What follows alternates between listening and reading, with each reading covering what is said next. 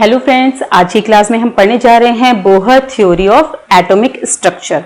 Atom के structure को समझाने के लिए बोहर ने जो अपनी थ्योरी प्रपोज की थी उस थ्योरी को आज हम डिटेल में पढ़ने वाले हैं। तो स्टार्ट वहीं से करते हैं। जैसे ही इलेक्ट्रॉन की डिस्कवरी हुई थी तभी से ये क्वेश्चन अराइज हुआ कि एटम का कंस्टिट्यूएंट जो है वो इलेक्ट्रॉन है। एटम न्यूट्रल है, दैट मीन्स कि एटम पर उतना ही पॉजिटिव चार्ज होगा जितना कि इलेक्ट्रॉन पर है। जितने भी इलेक्ट्रॉन कंसिस्ट करता है एटम, उतना ही एटम पर पॉजिटिव चार्ज भी होगा।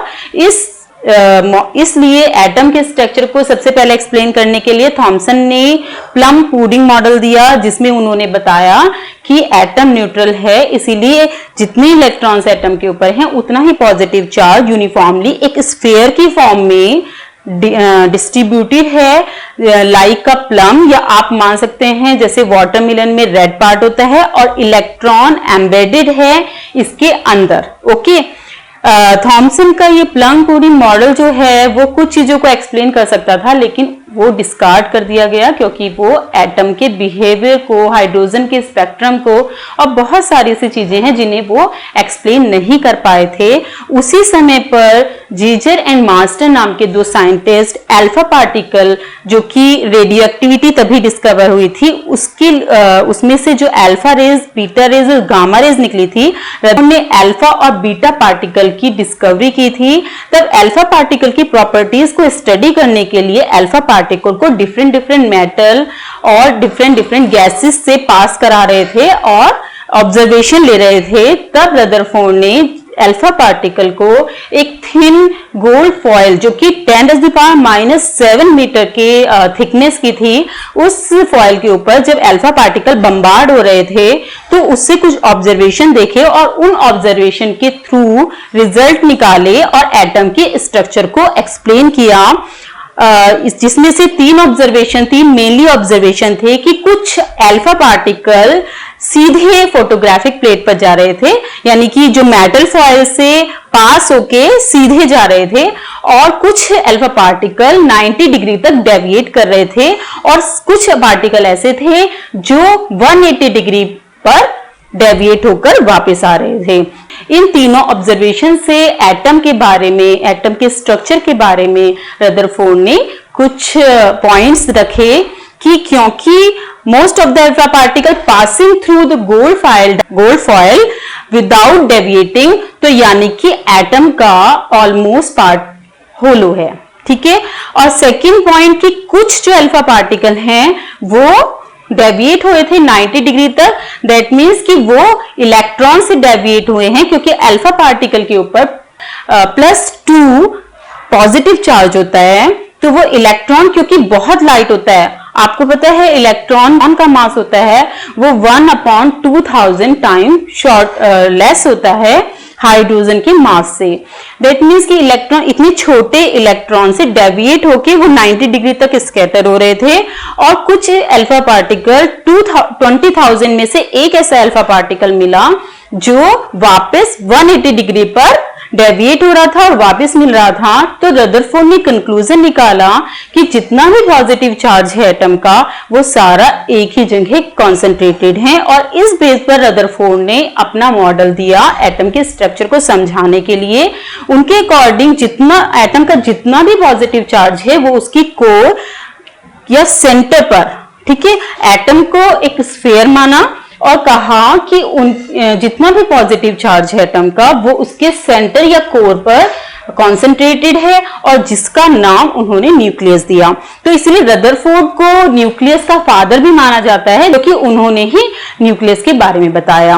और सेकेंडली उन्होंने बताया कि जो इलेक्ट्रॉन हैं वो इस न्यूक्लियस के अराउंड रिवॉल्व करते हैं और हर पॉसिबल रेडियाई से रिवॉल्व करते हैं, लेकिन एटॉमिक डायमेंशंस के अंदर। ओके, उन्होंने न्यूक्लियस की भी डायमेंशन निकाली जो कि 1 फर्मी यानी 10⁻⁻15 मीटर तक थी, और बोला, और उन्होंने सजेस्ट किया कि जो एटम है, एटम में इलेक्ट्रॉन्स इस न्यूक्लियस के अराउंड हर पॉसिबल रेडियाई से रिवॉल्व करते रहते हैं। रदरफोर्ड का मॉडल एक्सपेरिमेंटली सपोर्टेड था, वो बहुत अच्छे से एक्सप्लेन कर पा रहे थे चीजों को, लेकिन इतना अच्छा मॉडल होते हुए भी कुछ ड्रॉबैक्स रदरफोर्ड के मॉडल में थी।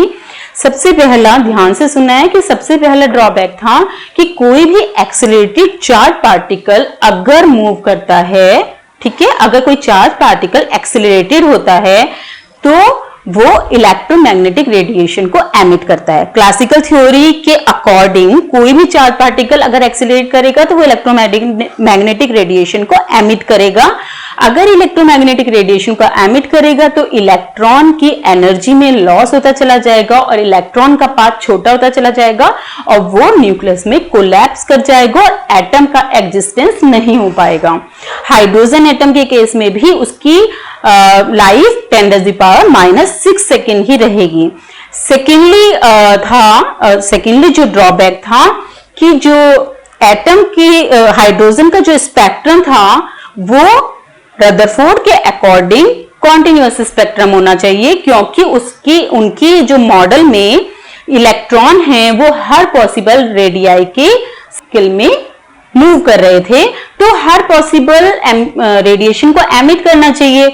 लेकिन हाइड्रोजन का स्पेक्ट्रम पहले ही ऑब्जर्व किया जा चुका था कि कुछ पर्टिकुलर वेवलेंथ की वेव्स ही उसमें मिलती हैं।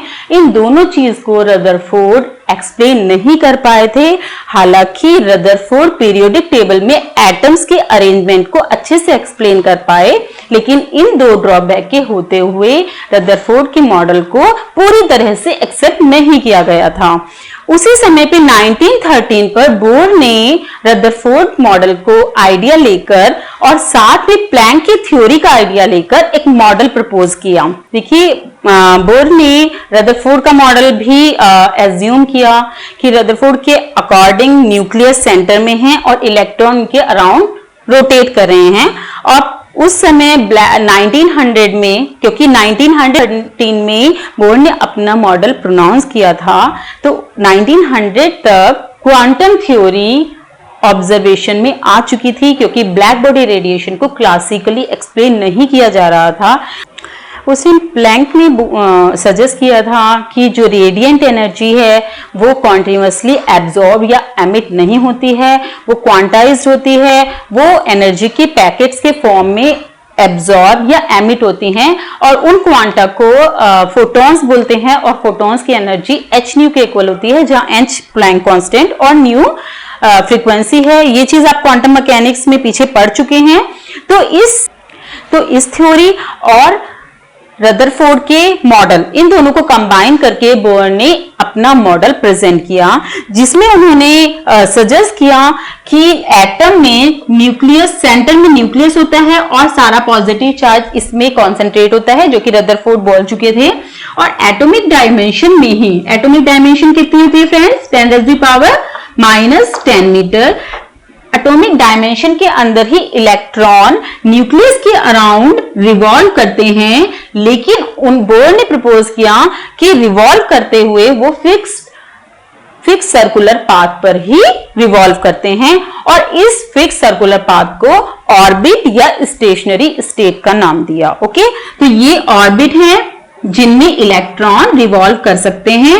इनके बीच के लेवल में, इनके बीच जितना भी पोर्शन है इसमें इलेक्ट्रॉन रिवॉल्व नहीं करते हैं। तो फर्स्टली उन्होंने रदरफोर्ड के मॉडल में ये करेक्शन किया। सेकेंडली, रिवॉल्व करते हुए इलेक्ट्रॉन इलेक्ट्रोमैग्नेटिक रेडिएशन को एमिट नहीं करते हैं। ठीक है, रदरफोर्ड के अकॉर्डिंग, रदरफोर्ड का मॉडल क्लासिकल थ्योरी पर डिपेंडेंट था और उनके अकॉर्डिंग तब तक क्वांटम मैकेनिक्स उन्होंने इंट्रोड्यूस नहीं की थी अपने मॉडल में, तो वो एक्सप्लेन नहीं कर पाए थे कि इलेक्ट्रॉन जब रिवॉल्व करते हैं तो इलेक्ट्रोमैग्नेटिक रेडिएशन को एमिट नहीं करते। लेकिन बोर ने प्लैंक के आइडिया को कंसिडर करते हुए ये प्रपोज किया कि जो इलेक्ट्रॉन है वो स्टेशनरी ऑर्बिट में रिवॉल्व करते हैं और रिवॉल्व करते हुए इलेक्ट्रोमैग्नेटिक रेडिएशन को एमिट नहीं करते हैं। सेकेंडली, उन्होंने बोला कि वही ऑर्बिट परमिसिबल होते हैं जिनका angular momentum L = mvr = n × h cross के इक्वल होता है, जहां h क्रॉस की वैल्यू कितनी होती है? h/2π के इक्वल होती है। n इसमें क्वांटम स्टेट है, जैसे 1 2 3 इंटीजर नंबर है। फर्स्ट ऑर्बिट के लिए n की वैल्यू 1 हो जाएगी इस तरीके से, और रेडियस nth ऑर्बिट की इस तरीके से दी जाएगी। तो उनका पोस्टुलेट के अकॉर्डिंग वही ऑर्बिट परमिसिबल है जिनका एंगुलर मोमेंटम NH क्रॉस के इक्वल है। थर्डली उन्होंने ये बोला कि ये जो दोनों ऑर्बिट हैं, कोई भी सक्सेसिव ऑर्बिट के बीच की एनर्जी का जो डिफरेंस होता है वो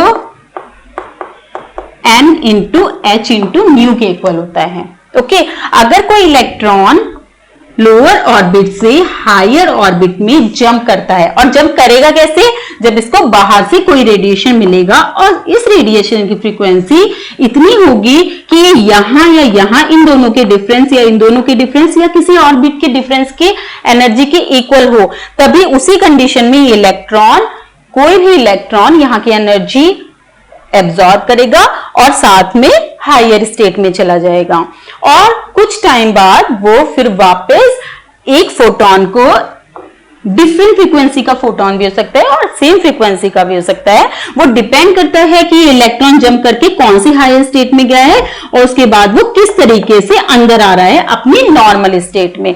तो वो उसी हिसाब से यहाँ पे फाइनली रेडिएशन आपको मिलता है।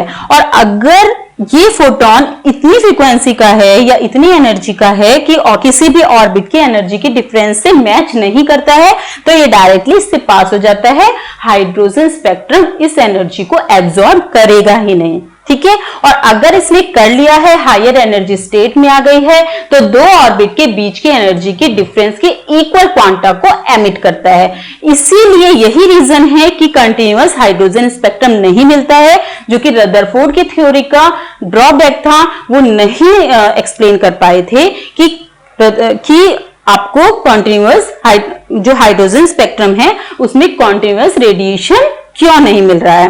तो बोर ने अपनी थ्योरी से एक्सप्लेन कर दिया कि हाइड्रोजन के स्पेक्ट्रम में डिस्क्रीट लाइंस मिलती हैं, ठीक है, डिस्क्रीट एनर्जी की लाइट्स मिलती हैं।